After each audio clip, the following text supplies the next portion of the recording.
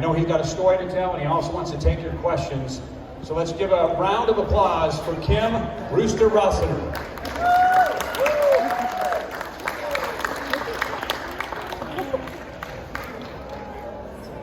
Yeah, this is good. 8 feet. Junior, you did good coming in here. Was that fun? Everybody, my friend Junior. Yes.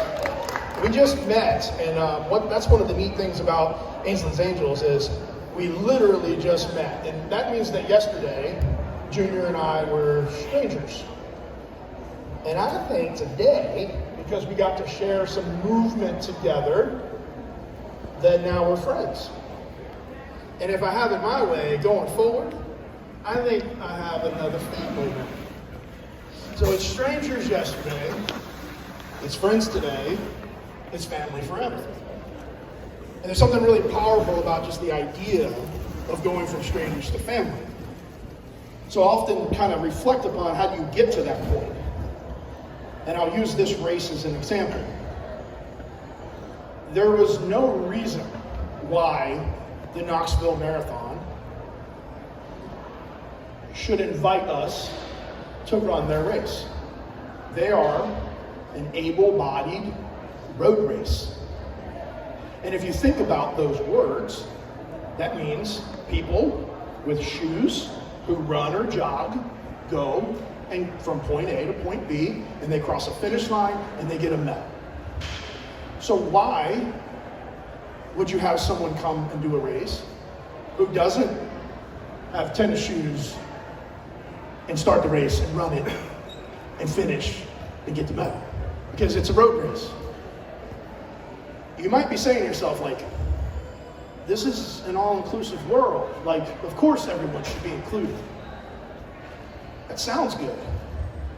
But that's not the case. You gotta fight, unfortunately, and educate to get an invitation to the dance. And to have gone through the past 15 years of talking with people about what we do, that has gotten us to a point now where we are being invited, and then we're being accepted, and then we're being welcomed back, and then we feel like we belong. And how do you get to that point, not just in the road race world, but in the world? It's not a political speech. We all know about the past few years. If there's anything that we can take away from that, is that it's provided us an opportunity to get a little bit more understanding on the value of feeling like you belong. Junior, do you feel like you belong here at this event? Do you feel like you're allowed to be here? Yes. I mean, that doesn't, this young person is a little shy sometimes. But right now, because she feels like she belongs, and because we have provided the space where we can feel each other, she's empowered to be. It's some pretty powerful stuff if you really think about it. My intention today was not to come in and talk about like empowerment and belonging and this emotional thing that requires or almost makes you feel. But you know what? Sometimes it's pretty good to feel. Because if we don't feel, what are we doing with it? We're numbing it. And there's many ways that we can numb. Sometimes when we're out on a course and we're running and our legs are getting numb, I'm not talking about that. I'm talking about the stuff that maybe crawls around in our head, or those days that get really dark. Well, I thought you were going to come here and talk about things that are inspirational, maybe uplifting for this 5K, this kid's run, and tomorrow's races. I think that sometimes we have to give some credit to the value in taking a moment to feel all the things. Because if we can't feel it, then we can't see it coming, then we can't see it leave. And if you can't see it leave, then it's always there and it gets dark. Junior, you want to say something? I don't want to stay here. Okay. She felt confident enough to say, I don't like to be right here. And I feel that. So we're going to move Junior to a place where she feels a little more comfortable. Yeah, that's fair. That's great.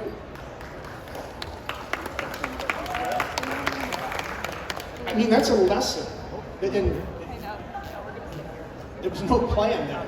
In fact, I don't even have a plan about what I'm talking about today. There's no script, there's no notes. It's come here and feel. And as a result of feeling, we can connect. We can develop that strangers to friends to family thing. We can get to a point where we're accepted, but well before that, we've been invited and we feel welcomed and we get to belong. So that's my opening kind of thoughts. I do want to share a short story about the first time I ever went to a race, because I figured that would fit here, given the fact that we're all here for the weekend of racing and running. Ainsley, my daughter, at the time was 4 years old.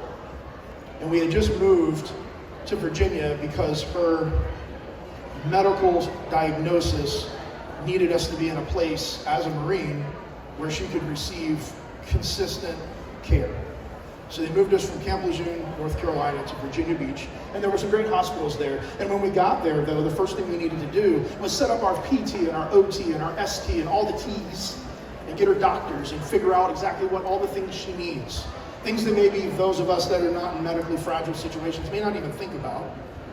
But as we navigated that space, my wife and I, we were introduced to a physical therapist who said, well, you're a Marine, so you run. So why don't you take Ainsley this weekend and go to the ocean front where they're going to have a race and go run with Ainsley. I think she'll like it. Of course, you're a Marine, so you run. Friends, I will tell you, yes, I'm a Marine, but I certainly was not a runner by any shape of the imagination. I'm a Clydesdale, they tell me. So to be a runner at 225 to 250 pounds, like, that's a decision, because these things respond to that stuff over time. But I was not a runner. In fact, to reinforce just how much of a runner I was not, when we showed up at that race, they had a chair there for Ainsley, a running stroller.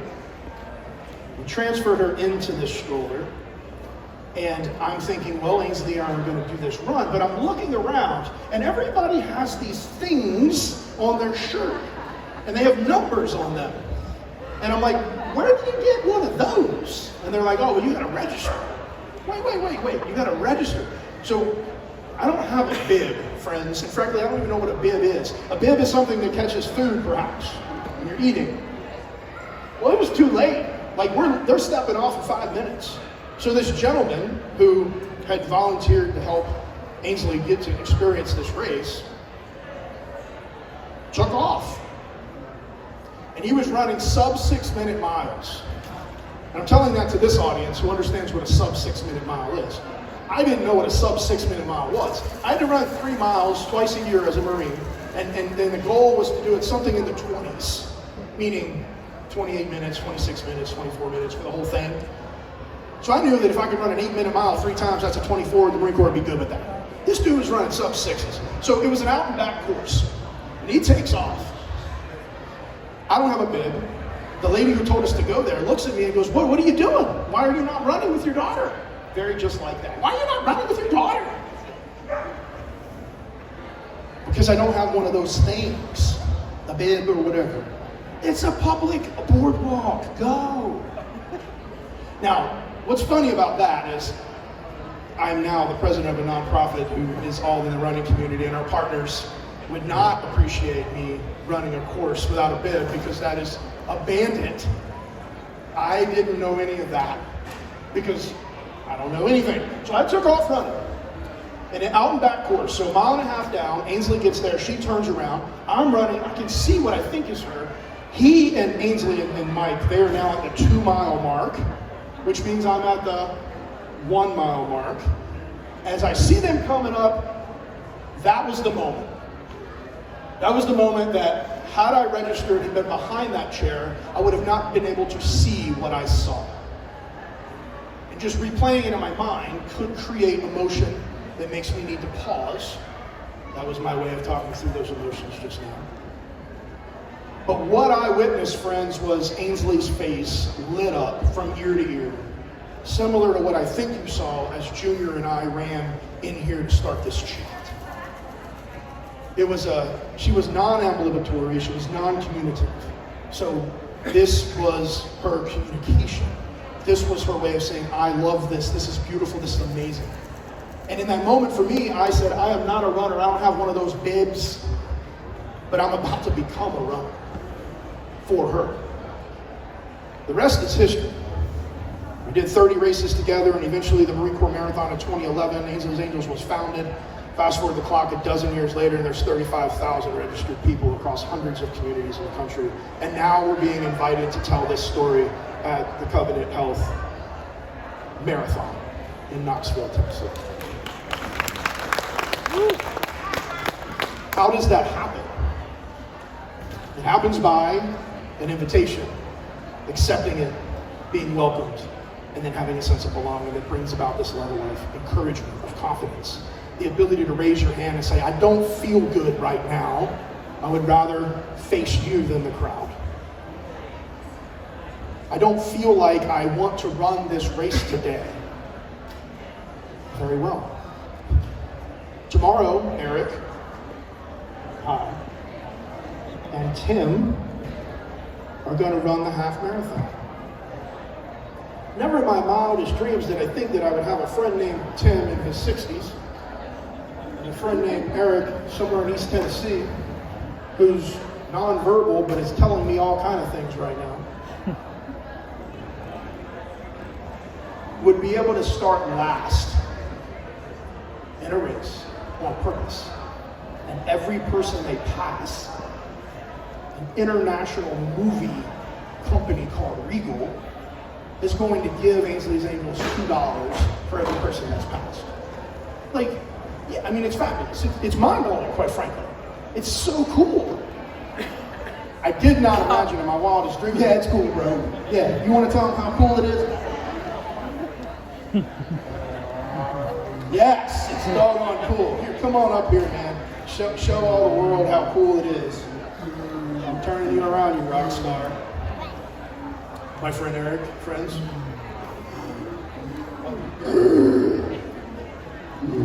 Yes. I hear you, I see you, and I'm proud of you. Because you're going to go out there and crush the course. Yes. None of this journey is made possible without volunteers.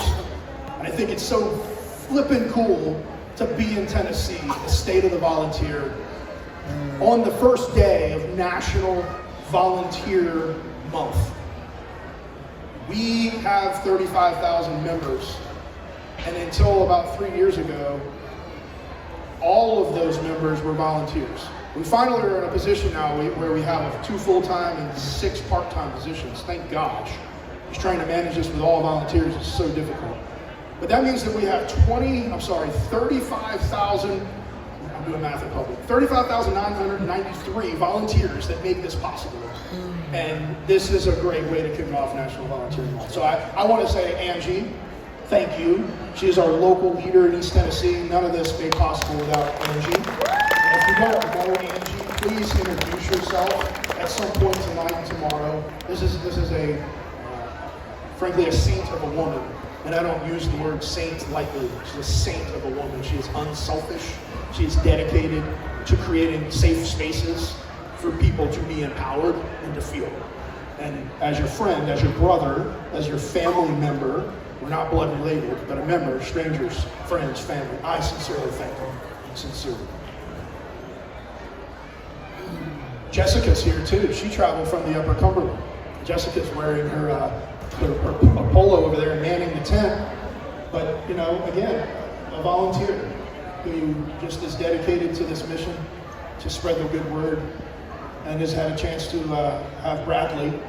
And Bradley is your brother. So her husband's brother is Bradley, who uses a wheelchair to navigate life and has done so many races since we found them. He even had a chance to go up to Ohio and run around the stadium there. He did Ragnar relays and traveled to Louisiana and all over and did this race at one point. It's just really neat. Jacob's here. Jacob's in the hoodie raising his hand. There was a time where Jacob wouldn't have raised his hand. Jacob would have been like, oh my God, I'm hiding. Like I'm running away from this story. I can't believe that you're making people look at me. But right now, I look at him, he's like, what's up, bro? You know? So I remember him when he was literally this big. In fact, his mom showed me a picture just the other day of Jacob and I after he completed the Marine Corps marathon, 26.2 miles. Yeah, it's a big deal. It's pretty special. How many marathoners in the room? Yeah, so you know what I'm talking about. And when Jacob got to mile 20, he had a choice. It's mile 20. We know the deal. Anyway, but now Jacob's here, and he's just growing up to be such a confident, emboldened, empowered young man. And I think he's going to actually become 6'2" at one point, which means I'll have to look up at him. But I look up at you now, man, because you travel this life in a way that is just so beautiful, and so just all in on being a bright light. So thank you, my brother Jacob. I appreciate you. It's really special. So listen, I think I could keep going for a long, long time. In fact, I know I could, especially since they told me that there was no time limit. But I really think that maybe there's some questions. And that question's going to allow me to kind of maybe go down an avenue of something that matters to you. So if you have one, just let me know. And I'd like to address it. Anything. You can ask me any question at all. Because I am a transparent, honest person. I will tell you exactly how I feel in response to your question and or the story that's associated with my answer. So, anything. If you have the courage to ask it, I will answer it. And suddenly there's no question. I'm curious as how it goes from something you see your daughter enjoying. And I know you didn't see it coming. I know you didn't see what today is, but how, because this is where a lot of people are different. They do something for their kid or it's very small. How did you allow it, and was it difficult to make it and let it become so inclusive of so many people? So the question is, how do you go from something you did with your daughter to something that is now so reaching and so much more than your daughter and you, meaning it's so much bigger than any one person? Is that your question? Yeah. And the answer is the purity of the mission, my friends.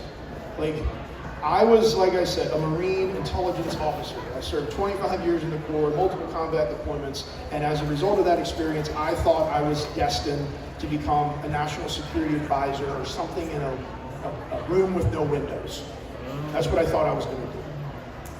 But when this happened, my passion shifted. My passion for being a Marine shifted into this experience. And whenever you pay attention, purpose begins with passion.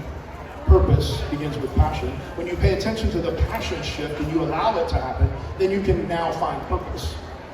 And so the reason that this happened, to answer the question, is because I allowed my shift to occur, and then it became my purpose, and I then retired from the Corps, and now I do this.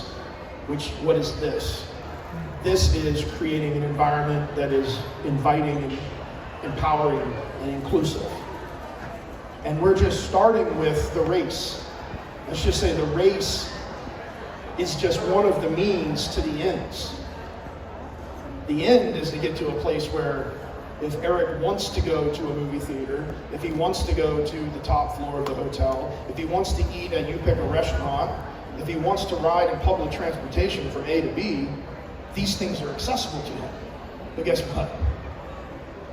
Many of those things are not. And you're like, well, Americans with Disabilities Act. I remember, I saw the crawl up the steps. You can't discriminate against them. Come on. Eric, have you ever been on public transportation? A bus? And you can help me with this. You've been on a bus? The one in Knoxville. And it's a handicap accessible bus. And guess what? That's like a big deal. Why is that a big deal? And why was the one in Knoxville? Why not the one in, small town USA? And I get it, because it requires attention, it requires money, it requires a decision to be inclusive. That's where we're hoping to get at some point, well beyond probably our lifetimes. But if we think back, I was at the Women's Suffrage Memorial last night watching and reading, and I was thinking to myself, really? Like, that recent? Women had no rights to do these things? And when I say that recent, like that's not that long ago. Again, I told you it's not political, but the past couple of years have been very eye-opening to like the way that we are or we are not inclusive. So when I say inclusion, I'm not just referring to those with different abilities or special needs or disabilities. Call it what it is. Eric is a person with disabilities. I don't believe in like dancing around it. Like, oh, Eric's differently able. I mean, that sounds nice, but at the end of the day, Eric is a person with disabilities, true? So that was, I digress. Anyway, I could go down that rabbit for a while, but maybe you learned something with that. Thank you for that question. Did I answer it? The purity of the mission. What else is on your minds, friends? Anything, again? If you have the courage to ask it. How are you, I'm going to keep asking. Yeah, thank you. How are you able to get the improved chairs? I mean, how is that? Yeah. Is it grants? Is it donations? Great question. So he's asking about the chairs and how do we get these. So those of you that aren't familiar with how we execute, we have hundreds of communities that we impact, but there's 70 Angies across the country that are our ambassadors. And those ambassadors have their own columns of accounting that are used to purchase the equipment, the trailers, to establish execution, whether that's race entry for our riders, all the things that you would imagine would be legitimate expenses in what she does.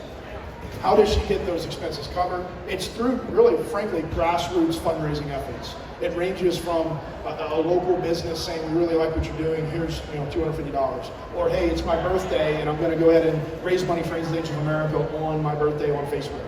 Or, hey, we're going to go ahead and buy a t-shirt, and that t-shirt has a margin on it that then allows us to roll that margin back into the program. Or you have grants. So, like I mentioned, Regal promised $2 for everybody that Eric passes. That's fabulous. They capped it at $5,000, I think. I believe that's the rule. But $5,000 allows us to get this. And so, innovative ideas. And grants are a thing. We have received some grants, but I'll be honest with you, the preponderance of our annual revenue is grassroots donations, which I'm really proud of that. Because the model we created, it's one nonprofit at the national level with one EIN or tax ID, but every one of those local executors have their own columns of accounting, their own pockets of money that they spend out of the COFR, if you will. We track it down to every penny. And so if you give a donation to Ainsley's Angel in East Tennessee, all of the funds stay in executing here locally in East Tennessee. Very proud of that. And then we provide all the infrastructure, for example, the website, the insurance, and all the branding and all that stuff for what is 5% expense against all revenue. So $100 comes in, $5 of that is earmarked for an expense against program execution. The other 95 collectively builds and eventually get one of these chairs. Great question. Thanks for letting me explain that. It's a model that I'm really proud of because, again, it's so pure. We get externally audited every year, and I just got the results back from that. And we pay to have that done, which is like crazy to think you got to spend charitable dollars to be audited. It's the world we live in. 94.6% of every expense is programs. And that's just, if you know what that means because you have a business mindset, that is a big deal. I'm proud of that. Very proud of that. Thanks for asking. Please, sir, whatever you have. Wonderful. How do you volunteer to run? It's as simple as this. Well, you're in a room of family here, so it makes it really easy. But I'm letting Vicki give her pitch. She's handing him a wristband. The inside of the wristband is a website. You go to the website, and the upper part says Join Today. You click that button, you pick Tennessee, East Tennessee, or whatever place you're in, one of the 70 to 100 options, and then you'll get an email within an hour, and then your local ambassador will be in touch with you and add you to an email distribution list that will tell you of upcoming races that we are participating in. So Ainsley's Angels puts on our own 12 races, just like Knoxville Marathon puts this on. But then we also participate in about 1,000 races annually across the country, 500 to 1,000 across the country over the course of, think about it, we have 70 locations times 6 is 300 plus, so it's about 1,000 races a year that we're doing other people's races. So then Angie gets in touch with you and she says, hey, thanks for signing up. Our next race is in about 2 hours. Hurry up and train. Or tomorrow morning.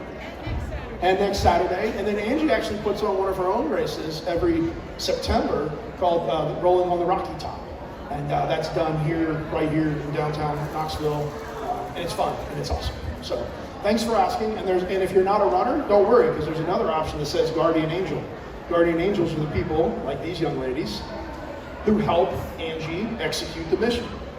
Whether that's social media, admin, race day, rider positioning, working the grant angle, there's something for everyone. And so this is your invitation for all of you. Which, how many of you are not part of Ainsley's Angels right now? Curious. 1, 2, 3, 4, 5. We have a chance to get like 10 new family members at some point in April. National Volunteer Month in the volunteer state. Anyway, great question. These are softballs. Softball, thank you. Any more softballs, or maybe out, really got to step into it. I ain't going to tell you who won the baseball game yesterday, but go Tigers. Sorry. Suddenly everybody leaves. That's a big deal. The LSU Tigers are number 1 in baseball. I'm saying these things because nobody's asking me a question. You have one? I do. Please. Where do you hope the future of Ainsley's Angels to go? What is your vision? Where do you hope Ainsley's Angels to go? What is your vision? Inclusion without limits. That's the vision. Do I think that happens in my lifetime? That would be really cool. I'm also optimistic that a vision can sometimes be a dream. So my dream is inclusion without limits. So it expands well beyond the race day. It expands into those places where our voice, our advocacy can help to empower and to create a belonging feeling that may not currently exist. So great question. I can give specific program examples, but it's a lot. Yes, ma'am.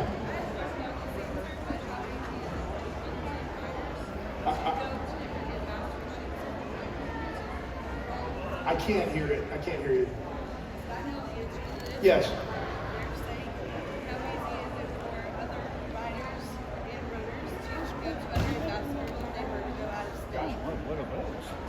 So how many of you are from Knoxville? Some of you are not from Knoxville. Maybe you're from, I don't know, anybody? Example, where you're Cookville. from? Where? Cookville. Cookville. So if you're from Cookville, he just has to go on the website and he just has to pick Tennessee, Upper Cumberland, and then Jessica will get in touch. So it's really simple. If you're going to go out of town, let's say you're going to go run the Louisiana Marathon in January in Baton Rouge. We got like 100 riders doing that race, and we'd love to have your legs loaned to help us accomplish that. Or if you're a rider and you want to go do it with Team 2 for 1, have y'all ever met Team 2 for 1? Why don't y'all just give me a little demonstration how y'all going to run this race tomorrow? Come on, this is cool. So I'm going to set it up for y'all. If y'all don't know these young ladies, Melissa, who is standing, is legally blind, and Vicky, who is seated, had a stroke or a few strokes, and half of her body is essentially paralyzed, her left side. So they together form Team 2 for 1, 2 bodies for 1 objective. So please, ladies, why don't you just jog in front of us here. Look, see how that works? Now turn around, come back. Turn around, come back. Check it out. See how Vicky's pushing with her right side? And she's the guide, she's the eyes, and Melissa's like, hey, don't hit him. My point is, this is the realm of possible. With a little bit of, I don't know, sense of belonging, confidence that you're allowed to be here, you're invited to the show. And there's people out there tomorrow, they're going to pass along the course, and they're going to just be like, what in the world? Team 2 for 1. They've been all over the world. They did a thing in Spain. How many miles was that? 72 miles. It's a thing. It's got a name. It's called the Keynote. And inclusion was tough there. I had these ladies on our podcast, and Together We Shall podcast, shameless plug, available in all places. They came on and they talked about just how non-inclusive that journey was, and just how proud they are to be Americans, and how far we have come as an infrastructure to help with accessibility. So that's not lost on me, having seen the world. But I just think we can still do so much better and continue to be an example. But my sisters, I'd be remiss if I didn't highlight you all today. So. Did I answer your question about? Yeah, I did. What else? What else is on your minds, if anything else? They have no time limit, but I also can see some of you natives are getting restless. Did this meet your expectation? Did I waste your time? Did I give you enough? Again, I could keep going. And there's more on the interwebs with me running my mouth with ideas. Yes, please. You or me? For me, thank you. I know you. How many people do you think you keep a running total? I'm sure when it started you weren't, but do you have any idea how many runs number of people have been involved in this? I mean, I know you have like 35,000 now, but Yeah. So I think his question is how many runs have we participated in the past 12 and years? how many people? And how many people does that equate to? I don't know. I mean, if I said 1,000 races a year and multiply that times 12, that's 12,000, and I'm confident that that's probably a very conservative number. And then of all those races, at least one person participated with a friend, so that's 24,000 just from one team. And I know that that number is well higher than that doing simple math. So let's just say I'm comfortable with saying hundreds of thousands of race entries in the past 12 years. Because you have a vision or a mission that's aimed at together we shall accomplish so much more than as one. And that we can celebrate, we can advocate, we can educate together to create a space that is empowering, that makes that sense of belonging present itself. There was a time where we had to beg to go to these races. I remember being told no many times and having to have conversations that were nested in, well, it's going to be okay. It's not a violation of your insurance, and it's not an issue of safety. We need to do it this way, this way. I found that through conversation, we can really achieve that education. And once you see it, you can then believe it. And that's something that resonates with me really, really strongly. You have to see it to believe that it can be a thing. It applies to so many things in life. What else? As a Marine, they gave us meals ready to eat. So anybody who's got a military background might be familiar with MRE. Who's not heard of an MRE? Okay, that's pretty common. So I guess I'll throw this out there potentially in closing here, unless there's another question that pops up. Meal ready to eat. I used to look forward to those things in life because they were like the next meal. Always the next meal got you through it in some of the hard times in the Corps. And then as I got a little bit older, I started to realize that like sometimes there's things that food can't help us get through. And so I needed to take a different spin on MRE. And now MRE for me has become meaning, relationships, and engagement, which is a slice out of positive psychology and PERMA V for those that study this. But MRE is meaning, relationships, and engagement. And I tie that into what we're going to do here today together. We're going to go out there on that starting line, whether you're a runner or a rider, whether you're a caregiver, a fan, a race organizer. There's a mission we're going to collectively go on that has meaning. It means something to each one of you in a different way. And by navigating that and executing on it, it can help you with the building of relationships with the people to your left and to your right. So meaning and finding meaning can lead to relationships, and then we take those relationships and we engage on it. And I'm just stoked to have had the chance to come in from Virginia, to be here in Knoxville, to celebrate this mission, but to also to create and empower, or to create more relationships, to have the chance to visit with you all today, and then to go out now and engage on this together. I will run the 5K with Eric and with Tim, and then tomorrow morning, cheer them on as they execute. Of course, seeing all of our friends in pink continue and in black, Jacob hoodies, get a chance to go out there and execute and just show up alongside. Just cheer them on and say, yeah, I see you and you belong here, and this is our thing. This is our thing. We are a running community. We are Americans. Today we're just going to do one of those things that Americans do together. Go for a little run, regardless of your ability or any of those other things. So I think I'm done. So thank you, folks.